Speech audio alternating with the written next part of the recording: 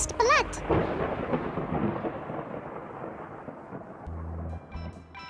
It's October, the spooky month, and today we're going to be doing something a little bit different. Again, as you're probably aware, this is primarily a gaming-focused channel, but something that you might not know about me is that, well, I'm a massive film buff. That's right, I love movies. Whether they're old, new, sci-fi or fantasy, I absolutely love the cinematic medium. It's something I hold a great respect and admiration for, whether it's an 80s classic, a modern blockbuster, or something from long, long ago. The subject of the motion picture is one that I am always eager to talk about.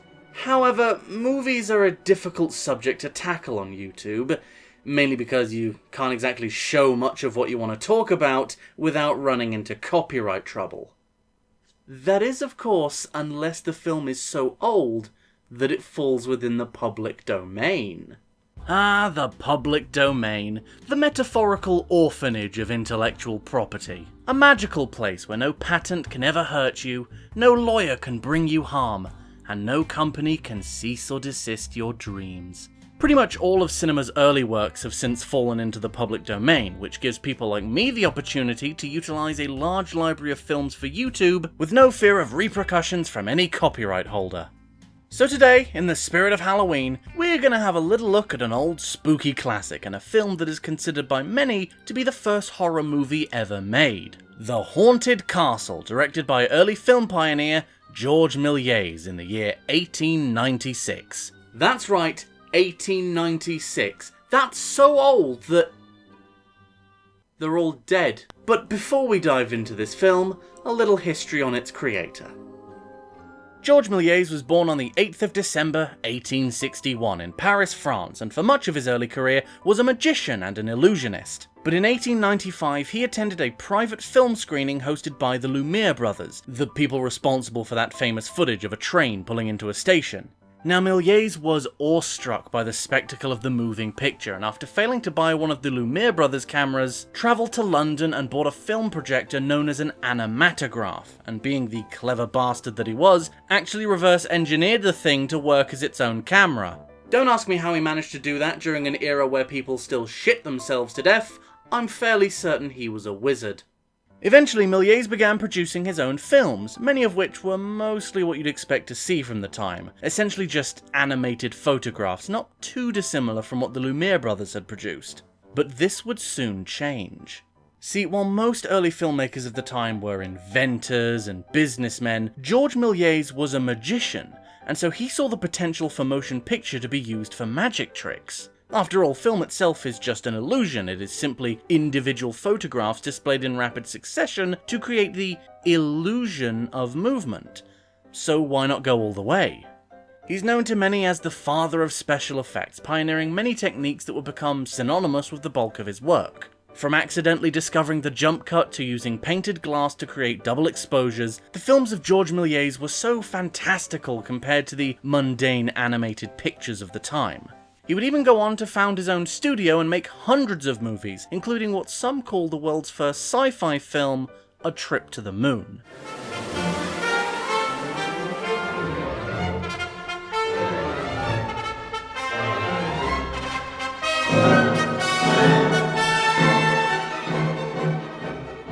Sadly, it wasn't to last, and after a combination of bad business decisions, competition from new upstarts, and the devastating effects of World War I, Méliès simply ran out of money and was forced to quit the business he arguably helped create, eventually ending up living in obscurity as the owner of a small sweet shop in Paris. But there is a somewhat happy ending to this story. During the late 1920s, Méliès was rediscovered and eventually would be awarded the Legion of Honor, the highest award possible for civilians in France. He would die at the age of 76 in 1938, with his contributions to the world of cinema finally acknowledged. And that brings us to the film at hand, The Haunted Castle, also known as The Manor of the Devil. Now, before I get on with this review, I'd just like to point out that while I am going to be making fun of this film a bit, I'm not an idiot. I know how old it is, and its importance and significance to cinema history is not lost on me. But if you can't laugh at what you love, what can you laugh at? So, without further ado, let's take a look at a film that's over 120 years old. This is The Haunted Castle. The film begins inside the Devil's Manor itself, and we see a very real bat who appears to be struggling to maintain altitude. But in the blink of an eye, it becomes a man, who I guess is Satan?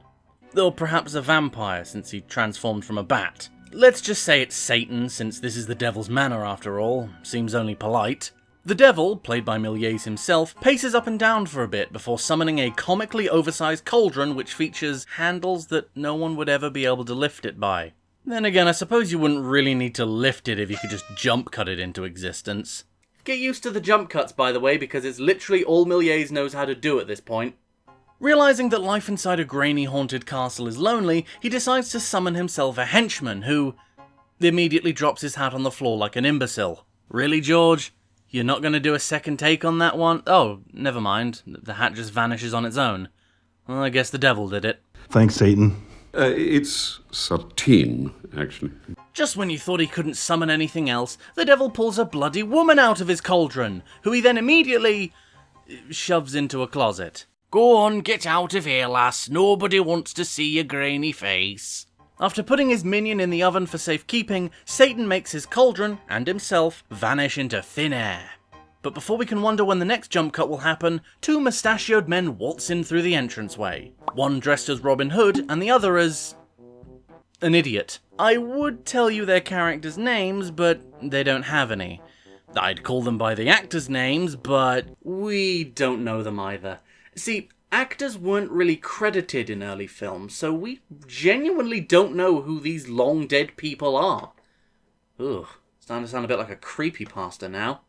I suppose for the sake of convenience, I'll call them Paul and Barry.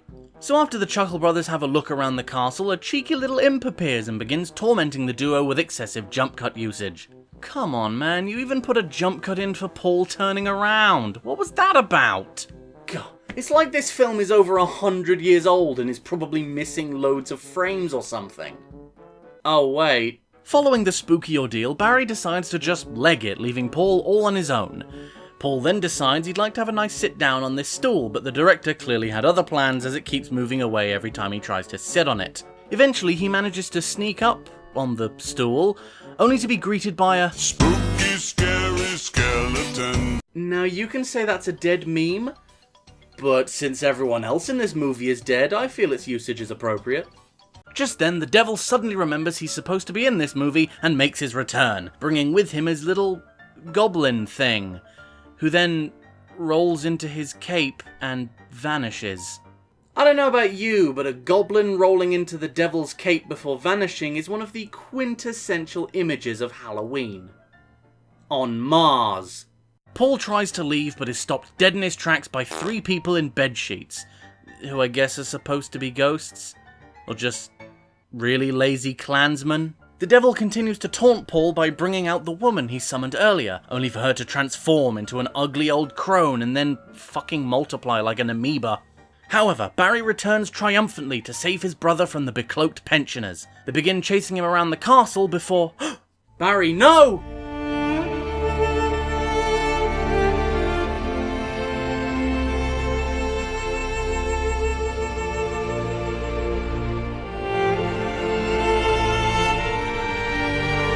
Oh, but that actually happened though. Following the apparent suicide of one of the brothers, the old women begin running around in a circle and nearly make the damn set collapse. No, don't look, is real castle. This is just side of wall like real castle have. Please don't tell the police. So despite witnessing the death of his brother and the castle nearly collapsing, Paul decides to just shrug it off and walk out the door. But the devil won't let him escape that easily. After seemingly being cornered, Paul reaches up and pulls down a very convenient crucifix. And just as the battle of the century is about to begin, the film abruptly ends. It's still a better ending than most of my videos. Also, I guess that means this guy was a vampire all along? Or was he just a really militant atheist? Either way, the film is over 120 years old, so I doubt it matters. What can you really say about The Haunted Castle? It's a movie from 1896. I doubt most people today even know there are movies that old. It truly was one of a kind for its time. Unique in its own right among the reality-based films of its day, it was also notable for its ambitious length, running at an almost unprecedented 3 minutes and 10 seconds.